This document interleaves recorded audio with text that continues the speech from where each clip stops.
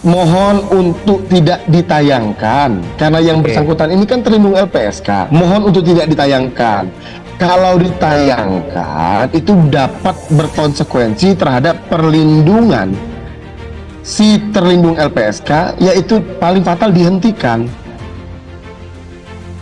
Kabar tidak sedap yang menimpa Richard Eliezer terkait keputusan LPSK untuk menghentikan perlindungan untuk Richard Eliezer masih menuai pro dan kontra di kalangan masyarakat.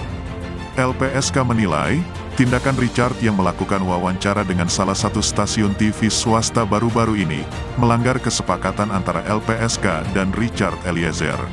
Sehubungan telah terjadinya komunikasi pihak lain dengan saudara RT untuk melakukan wawancara yang akan ditayangkan dalam program salah satu stasiun TV tanpa persetujuan LPSK.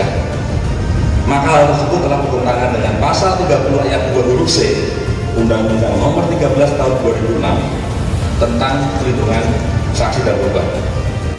Sementara pihak kuasa hukum Richard Eliezer, Roni Talapesi, mengatakan wawancara yang dilakukan Richard sudah meminta izin LPSK sebelumnya.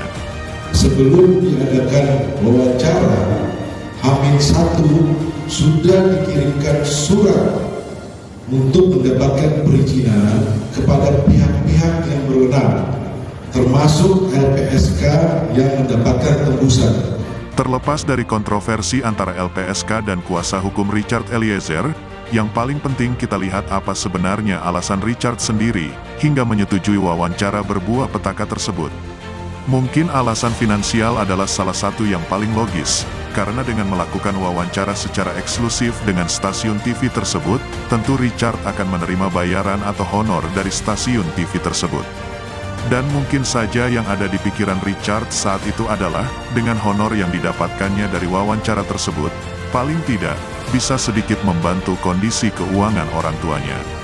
Yang kita ketahui, ayah Richard Eliezer sendiri sudah tidak memiliki penghasilan karena telah dipecat dari tempatnya bekerja, karena sejak anaknya terlibat dalam kasus Duren 3, sang ayah sering tidak masuk bekerja karena diisolasi demi keamanan mereka sendiri saat itu.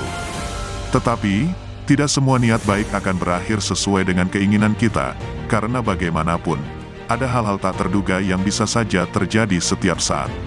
Niat Richard Eliezer untuk membantu keuangan kedua orang tuanya, justru harus berakhir dengan pemutusan perlindungan fisik oleh LPSK, yang sudah mendampingi dirinya sejak awal kasus Duren 3 bergulir.